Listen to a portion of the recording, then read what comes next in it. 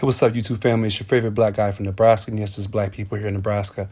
Happy Thanksgiving. I hope you guys had a great day. I hope you guys, shared special moments with your family, loved ones. And for those who don't have any family to celebrate this holiday with, I pray for you every day because not everyone has the things that everybody else has. So I'm grateful for what I have. I'm grateful to God that I have the things that I have. But I don't want to get too far off in a tangent. Today, we're going to go ahead and this is going to be part two. It's going to be a 3-part series. It's going to be part two to evidence of black nobility through this wonderful individual named John Mackey, giving us evidence of black nobility in Europe, black people in a place of royalty in Europe. Okay, the descriptions are there. So there was one gentleman in the comment section on my previous video said, hey, man, don't get the F and the S mixed up. Basically, that's what he was saying. So I know my reading is not going to be the best, but when it comes to the description, you're going to be able to really understand.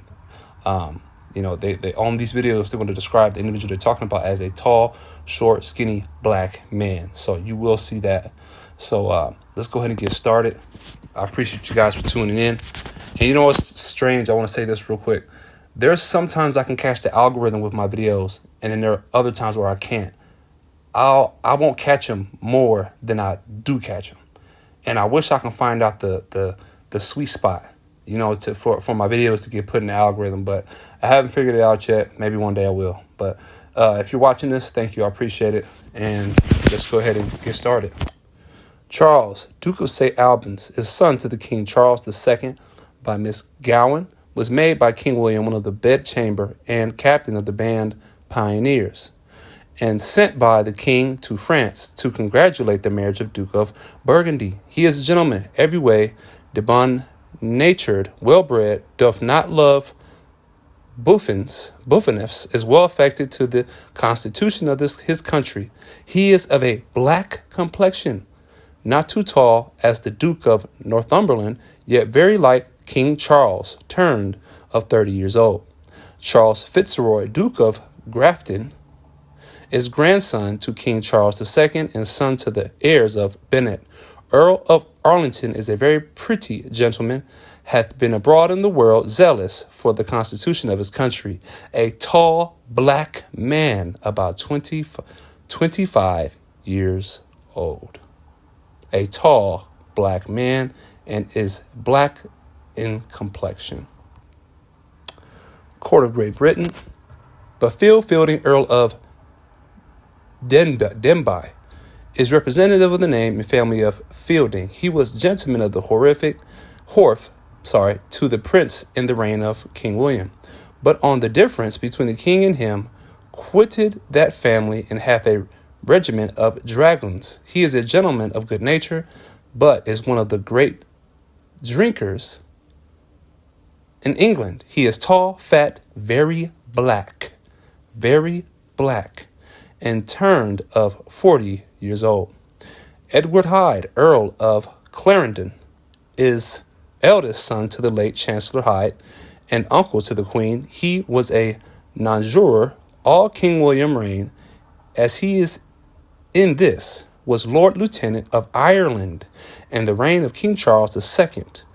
Hath wit but affection. He is near 70. Is that? Yeah, 70 years old. The F means the S. 70 years old. But in this one, we saw that he is tall, fat, and very black. In this one, we're going to focus on Earl of Kingston.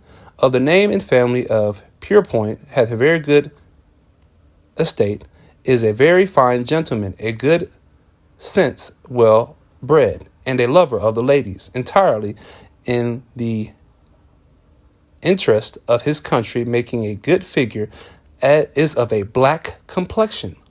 Earl of Kingston, a black complexion, well made, not 40 years old. Thomas Tustin, Earl of Thanet, I believe that's what it is, of the name of Turfton, was born a fourth or fifth brother, and was in years before he came to the honor of estate. He improves his estate greatly, which is a very considerable. He is a good country gentleman, a great assessed, I don't know what that is, of the prerogatives of the monarchy in the church. A thin, tall, black, red-faced man, turned of 40 years old. When I say red-faced, I'm believing that means ruddy.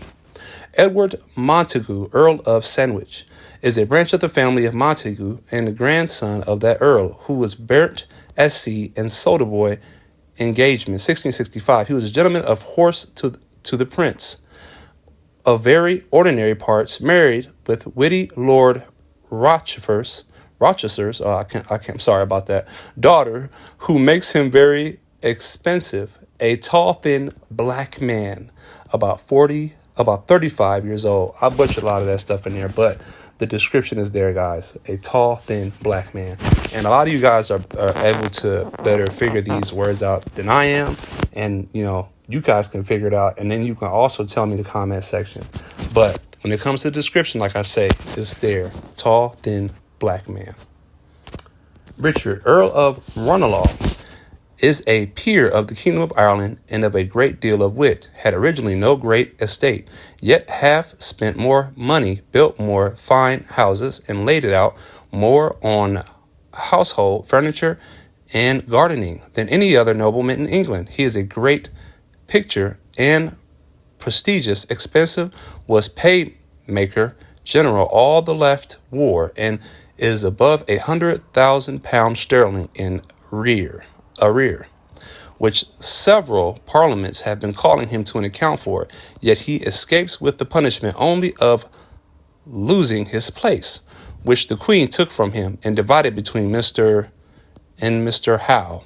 He is a bold man and very happy in jets and resources, and have often turned the humor of the House of Commons when they have defined to have been very severe. He is a very fat black, and turned of 60 years old.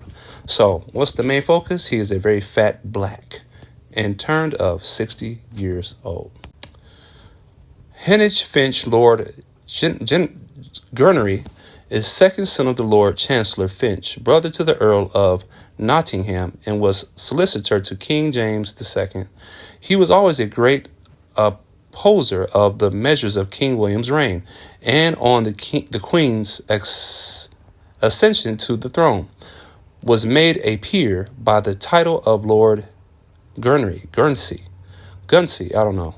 He is accounted one of the greatest orators in England, and a good common law lawyer, a firm orator of the prerogative of the crown and justification of the church. I believe that's what that means. A tall, thin, black man. Okay, a tall, thin, black man. I don't know what that word is. Near 50 years old. Some of the stuff I can make out, guys. Some of the stuff I can't. Like I said, a lot of you guys are better at this. You'll be able to tell me what it is in the comments. But as you can see, when it comes to descriptions, they're very descriptive, and they're describing the race of these individuals. Tall, skinny, fat, short, black man. So the description is there. Montagu Venables Bertie, Earl of Abingdon, is a branch of the Berties, a gentleman of the fine parts, makes a good figure in the counties of Oxford and Buckinghamshire. I believe that's what that is. Was made by the Queen confidant of the Tower of London, is very high for monarchy and church, of a black complexion, 40 years old. Philip Stanlow, Earl of Chesterfield, is the representative of the Stanhopes, a good family in England. He is a very subtle and cunning, never interested into the measures of King William, nor ever will, in all probability, make any great appearance in the reign. He is 60 years old. I think that's what that is. Yes, F and S is interchangeable. So 60 years old. All right, let's go ahead and move on to the next one. If you're still with me in this part of the video, it's almost over. You're a trooper, and I really appreciate it because I've been butchering this stuff, but my point is being made because you can see the descriptions are there, okay? So I appreciate you. If you're at this part of the video, you really mess with me. John, Archbishop of York, is Dr. Sharp. He was rector of St. Giles in the Fields in the reign of King James. When preaching warmly against property, he was silenced, and the Bishop of Lincoln confided from his office for not running him out. He was made by King William Archbishop of Turk, and this queen hath made him her Lord Almoner. He is one of the greatest ornaments of the Church of England, of great pity and learning, a black man. You can see a black man, and 55 years old. Okay, Mr. Matthew, ambassador to the King of Portugal, Matthew, I don't know, was bred a common lawyer, and hath been many years employed in the affairs of Portugal, which he understands perfectly well. In King William's reign, he was made Lord Chancellor of Ireland, and was once very near being so in England. He is a man of intrigue, but very muddy in his conceptions, and not quickly understood in anything. In his complexion and manners, much of a Spaniard, a tall black man, 50 years old. That means that there were black Spaniards. Well, we already knew there was black Spaniards, but here they're describing him as a Spaniard, and they're describing him as a black man, all in the same. So we can know and understand that there are black Spaniards in Portugal, which makes sense because there were black Jews in Portugal as well. And I have a video on that if you want to check that out. It's about 6 or 7 videos down. You'll really enjoy that. And that one is sourced pretty well. So let's go ahead and finish it up. All right, guys, this is it. If you're still here, I really appreciate you. I know it's not easy listening to me butcher these words, but you're here for a reason, and you're here to understand, and I appreciate it. So let's go ahead and finish it up. That's the last one. Mr. Stanhope, envoy extraordinary to the United States General of the United States provinces, is of the family of Chesterfield. He has great experience in foreign negotiations, makes him one of the best ministers we have. He is a man of honor and understands all the I'm not going to pretend benefits and conversation and pleases the Dutch. His son, Colonial Stanhope, is one of the finest young gentlemen we have, is very well learned, with a great deal of wit. King William, to find him, have sent him to the court of Sweden, and he is certainty fit for any negotiation. The father is now old, and the son of Handorn, black man. And I'm sorry, I think that the son, a handsome black man, 30 years old. A handsome black man, 30 years old. Okay, so this is it. It's the end of it, but this is not the last one. This is the second one. This is the second video I'm going to do. There's 3 parts I'm going to do. This is the second, and I'm going to do a third part, maybe tomorrow or the day after that. But hey, man, John Mackey, this dude blew up the spot. For those who say that there's no black people in Europe, there's no black Europeans, they had nothing to do with England, or they had nothing to do with any nobility. They held no offices. Well, John Mackey blew it up. I mean, he really, he ruined it for you guys. This John Mackey guy, he blew up the spot tremendously. And it's funny how things that are hidden, they're hidden in plain sight, because all this information is free. It's literally free. Go to www.archive.org, 42 million books, all free, and you can take it and do what you want to do with it, what you will with it. I'm taking it and I'm informing people, because people need to know this is lost history that's not being told. It's being hidden. So the things that are hidden need to be brought to the surface. Definitely history that has to do with melanated people, and that's what I'm here to do. So I hope you guys enjoyed this. To the haters, how you doing? Appreciate you. You can go ahead and say whatever you like.